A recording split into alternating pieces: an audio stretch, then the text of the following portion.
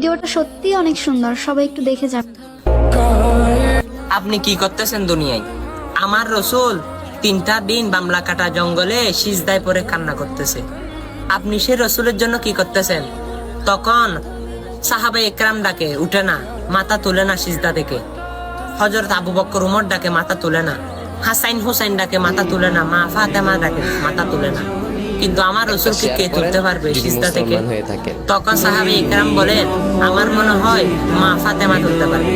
তখন হযরত নবাব মন্ত্রী মা ফাতেমাতুজ জোহরা তার সন্তান হাসাইন এবং হুসাইনকে ডাকলো, বলে, আল্লাহ, আজকে আমার বাবার উম্মতের জন্য আমার বাবা 3টা দিন সিজদায় পড়েছে, আমার বাবার উম্মতের গুনাহ মাফ করে দেন। আর দরকার হলে আমার এই 2 কলিজার টুকরা সন্তান হাসাইন ইবনে হুসাইনকে আমি আপনার রাস্তায় কুরবানি করে দিয়েছি। তখন আমার আল্লাহ সেটা কবুল করে ফেলেছে।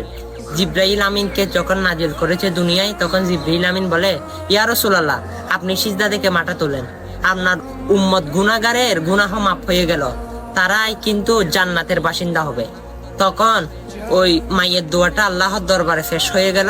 তখন হাসাইন এবং হুসাইন আপনার জন্য, এই আপনার গুনাহ মাফের জন্য, আপনাকে জান্নাতে নেওয়ার জন্য, তারা 2জন হাসাইন এবং হুসাইন কারবালার মধ্যে শহীদ হলো। হাসাইনকে 20 ফান দিয়ে মৃত্যুবরণ করতে হলো। আর অবশ্যই তারা ইসলামের জন্য, আপনার জন্য জীবন পর্যন্ত বিলুপ্ত করে দিয়েছে। আপনি কি তার জন্য কি বিলুপ্ত করতেছেন? আপনার জান কি একটু মায়া লাগে না? আপনার মনে কি একটু ব্যথা লাগে না তাদের জন্য, যারা এত কষ্ট করেছেন আপনার জন্য? হ্যাঁ, আপনি কোন ইসলামের মধ্যে আছেন? শান্তি আর শান্তির মধ্যে থেকে আপনি অশান্তির মধ্যে পড়ে আছেন। চলুন না ভাই, আজকে থেকে শান্তির মধ্যে ইসলাম ধর্মটা সবাই গ্রহণ করি এবং ইসলাম ধর্মের মধ্যে চলে আসি। হাসাইন হুসাইনের রক্তের বিনিময়ে আমরা ইসলাম পেয়েছি, সেই ইসলামকে রাজি করি।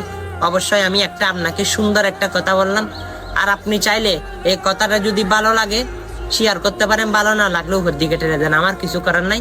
অবশ্যই যারা মুমিন, যাদের নবীর জজবা, হাসাইন হুসেনের জজবা অন্তরের মধ্যে ধারণ করেছেন, তারা এই ভিডিওটা শেয়ার করে দিবেন। আমিন।